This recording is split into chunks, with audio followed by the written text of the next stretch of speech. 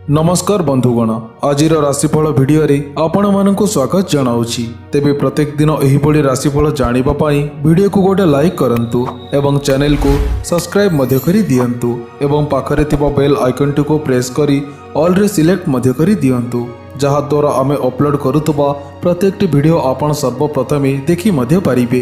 तेबे एही वीडियो रे मेषठारु मीन पर्यंत राशिफल विषय रे जणाइबु। तेबे आजिर दिनटी आपणकर केमिति कटिबो एही वीडियो माध्यमरु जानि मध्य पारिबे। तेबे चलंतु राशि चक्र रे थिबा 12टी राशिर राशिफल उपरे नजर पकाइबा।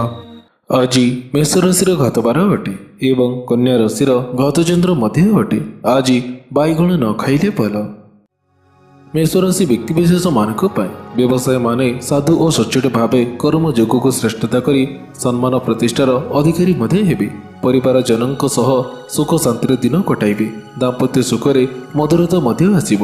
प्रत्येक क्षेत्र में उच्चाकांक्षा पूर्तिर फलस्वरूप निज क्षेत्र में अग्रणी भूमिका ग्रहण मध्य करि पारिबे। विपत्ति कटिबा फल सुख सौभाग्य आपणकर वृद्धि हेबो। पारिवारिक व्यवस्था परिवर्तन सांगकु अर्थ संकटर मुक्ति मिलिबो। प्रतिकार स्वरूप दही मेटा खाई घर बाहरतु, यह द्वारा आपणकर दिन मंगलमय हेबो।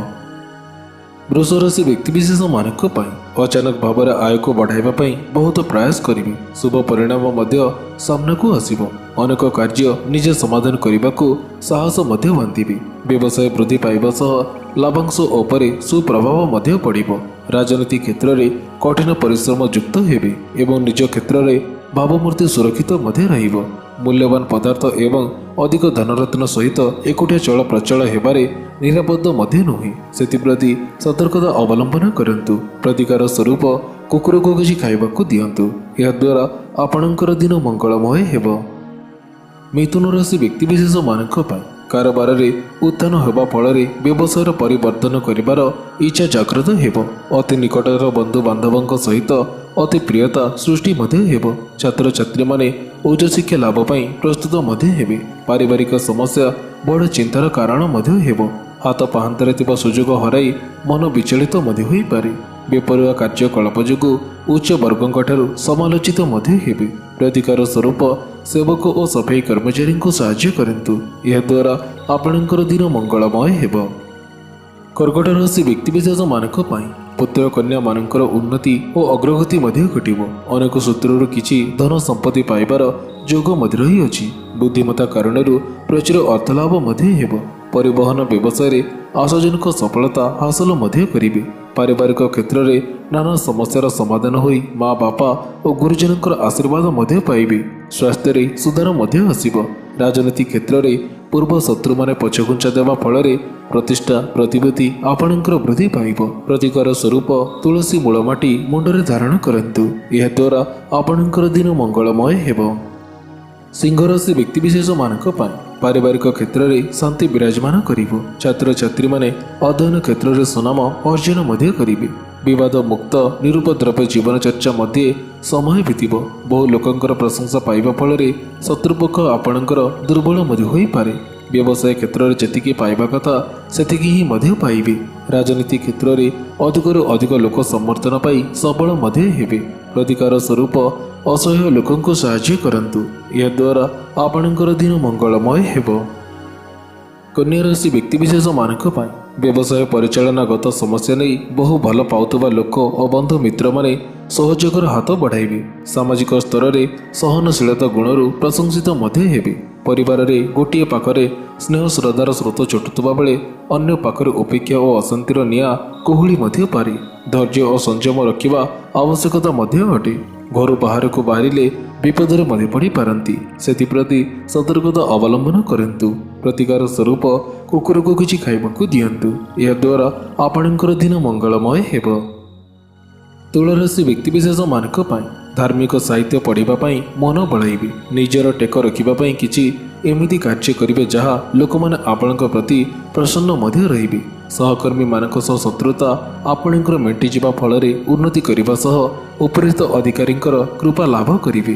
दाम्पत्य सुखरे आशाजनक फल प्राप्ति हेबो। सामाजिक क्षेत्र में मान सम्मान जस प्रतिष्ठा आपणकर बढ़ी मध्य पारे। व्यवसाय रे उन्नति हेबो। प्रतिकार स्वरूप गोमाता को किछि खाइबाकू दियंतु, यह द्वारा आपणकर दिन मंगलमय हेबो। ବିଚାର ରାଶି ବ୍ୟକ୍ତିବିଶେଷ ମାନଙ୍କ ପାଇଁ ରାଜନୀତି କ୍ଷେତ୍ରରେ ପ୍ରତିଷ୍ଠା ପ୍ରତିପତ୍ତି ଆପଣଙ୍କର ବୃଦ୍ଧି ପାଇବ। କର୍ମଚାରୀମାନେ ନିଜ କାର୍ଯ୍ୟରେ କୃତିତ୍ୱ ଲାଭ ମଧ୍ୟ କରିବେ। ବିଦ୍ୟାରେ ଉନ୍ନତି କରିବେ। ପାରିବାରିକ କ୍ଷେତ୍ରରେ ସାମୟିକ ଭାବେ ଦାମ୍ପତ୍ୟ ସମସ୍ୟା ଉଣା ଅଧିକ ରହିବ। ଶତ୍ରୁପକ୍ଷ ଦୁର୍ବଳ ହୋଇ ଗୋଡ଼ ଟାଣିବାର ପ୍ରଚେଷ୍ଟା ଆରମ୍ଭ ମଧ୍ୟ କରିପାରନ୍ତି। କୌଣସି କାରଣବଶତଃ ଦୂର ବା ନିକଟ ଯାତ୍ରାକୁ ନ ଯିବା ଉଚିତ। ପ୍ରେମିକ ପ୍ରେମିକା ମାନେ କ୍ରୋଧ ନିୟନ୍ତ୍ରଣ ନ ରଖିଲେ କ୍ଷତି ମଧ୍ୟ ସହିବେ। ପ୍ରତିକାର ସ୍ୱରୂପ କୁକୁରକୁ କିଛି ଖାଇବାକୁ ଦିଅନ୍ତୁ। ଏହାଦ୍ୱାରା ଆପଣଙ୍କର ଦିନ ମଙ୍ଗଳମୟ ହେବ। ଧନୁରାଶି ବ୍ୟକ୍ତିବିଶେଷ ମାନଙ୍କ ପାଇଁ ଦାମ୍ପତ୍ୟ କଳହ ମେଣ୍ଟିଯାଇ ଚିତ୍ତ ପ୍ରସନ୍ନ ରହିବ।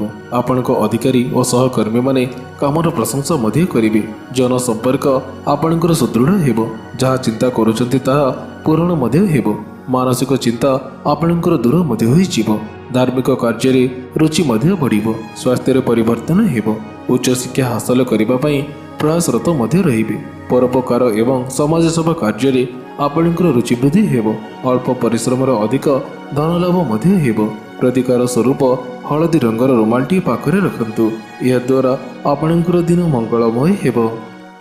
ମକର ରାଶି ବ୍ୟକ୍ତିବିଶେଷ ମାନଙ୍କ ପାଇଁ ବ୍ୟବସାୟ କ୍ଷେତ୍ରରେ କାରବାର ବଢ଼ିବା ଫଳରେ ଭୁଲ ବୁଝାମଣା ଦୂର ହେବା ଯୋଗେ ହିତୈଷୀମାନେ ଅଧିକ ନିବିଡ଼ ହେବା ସାଙ୍ଗକୁ ମର୍ଯ୍ୟାଦାଜନକ ପରିସ୍ଥିତି ସୃଷ୍ଟି ମଧ୍ୟ ହେବ।